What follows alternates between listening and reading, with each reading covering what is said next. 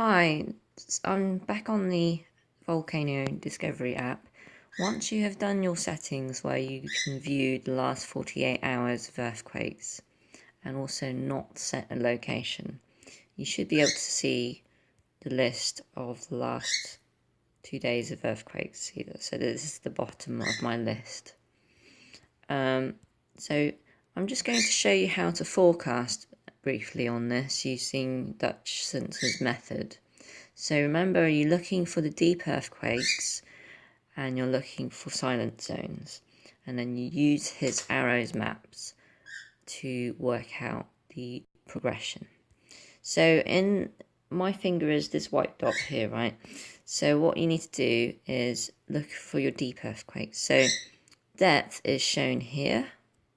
So and also when you press on it, it gives you more detail. So the last deep earthquake I can find here should be within the hundreds. So this is a semi-deep earthquake from 200 kilometers deeper would be a deep earthquake in Dutch census terms. Here there's one in Russia, 458. There it shows usually where it is in the map. I think this is the one in, if you press the map, it will show you where it is on the map. So, this is an unusual location for a deep earthquake, actually. When I say unusual, this is one I tend to be unsure about in terms of if it is correct or if it is genuine and then rare. We often get deep earthquakes here, and around about here, I think. But I've not really seen one here, so this is one I tend to investigate and check on. Okay, so for silent zones, so orange circles are your earthquakes in the last 48 hours. Red circles are earthquakes in the last 24 hours. Fault lines are quite easy to see on satellite imagery, is these sort of very dark lines here, yeah. And so this is the diamond shape that we see in the fault line map. Okay, so here's a fault line here. So I'm pressing the wrong buttons, but I'm looking here for a silent zone. So that it's between two earthquakes here and here, and there's a silent zone there. The next silent zone is in between this earthquake and this earthquake, or these earthquakes. Silent zone is here. Then between these two earthquakes here, there's a silent zone here. And then this one and this one. Oops. And silent zone there. And then we've got a very large gap between here and here. Here and here. And so there's a silent here. And then there's another silent zone here. So if I were to do Indonesia, I'd have to zoom in.